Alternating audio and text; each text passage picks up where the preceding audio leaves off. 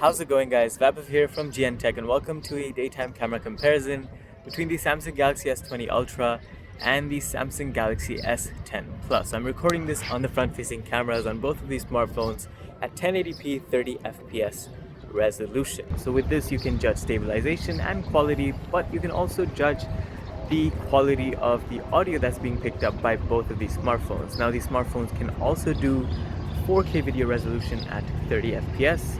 So let's take a look at that.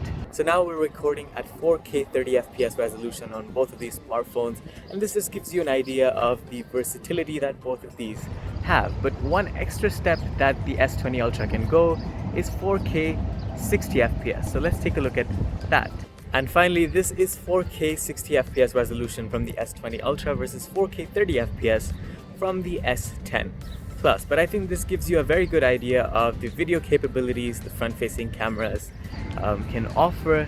And with that being said, let's now move into the primary camera comparison, where we'll test out photos and videos in different conditions for you guys to make an overall judgment on which phone does the better job. Between the Samsung Galaxy S20 Ultra and the S10 Plus, there might be just a year's worth of difference, but in that space we've had some huge leaps in primary camera performance as well as in the selfie department.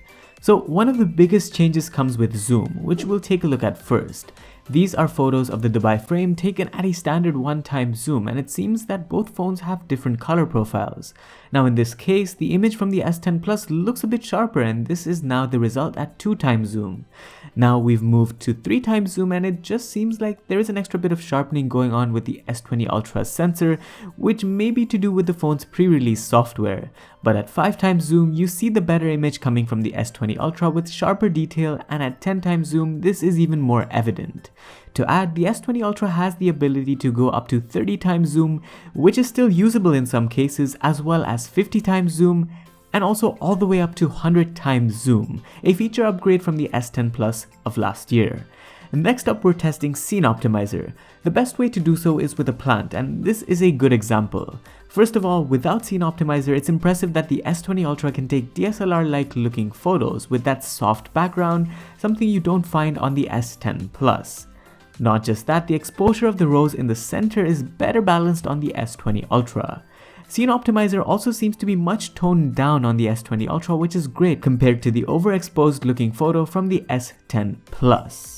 Moving to another sample, once again there's a visible difference in colors, but the way the S20 Ultra handles harsh sunlight on the building is a bit better. Not just that, the picture from the S20 Ultra looks a bit more vibrant overall. But in this image, it seems that the S10 Plus is able to nail the colors, especially the white balance of this monument.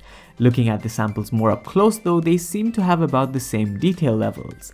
Now we're near Dubai's downtown to take a look at the ultra-wide-angle lenses on both smartphones. Once again, the difference we've seen in the blue tones and the S20 Ultra handling light better in previous samples is visible in this one too. Changing to the ultra-wide-angle view, the S20 Ultra is able to pick up a lot more detail in the darker patches of the photo and produces the better picture overall. While it's hard to differentiate detail, you can definitely tell a difference in the way darker areas are more visible. What I like though is that the transition from normal to ultra-wide on both phones doesn't result in major color shifts. The color of the sky is more constant from the S10 Plus, but the way the rest of the buildings are handled is better on the S20 Ultra. Just on the outskirts of the same area, I took this photo more to test each phone's detail, but also to test the S20 Ultra's 108 megapixel mode. This is now a picture from it, which shows a difference in detail, but when zooming in, the difference is not that big. Moving to live focus, here's how both phones handle an object. The S20 Ultra seems to pick up more detail, especially on the stickers, but both phones have some edge detection issues. It's the green sticker on the top for the Ultra versus the green and blue sticker from the S10 Plus. Both devices also come with an ultra-wide view, where to me the better exposure and more accurate colors come from the S20 Ultra. With portraits of people, there is a greater sharpness to the S20 Ultra, and that's more evident with the wide portrait mode, so I'd say massive improvements on that front. As for selfies, there's just something about the S20 S20 Ultra's colors and detail. Both phones have a wide selfie option where you definitely see the S20 Ultra's better dynamic range coming into play. What's more is that with the Ultra you also get a 40 megapixel selfie mode. Coming to portraits, the photos definitely look sharper from the S20 Ultra regardless of the angle, whether normal or using the wide-angle selfie. With pictures done, let's move to video. Both phones can take 960fps slow motion video, and in terms of quality, footage is fairly identical to say the least, with no major differences. Starting off with 1080p 30fps samples, one key difference is the slightly wider field of view and better dynamic range from the S20 Ultra.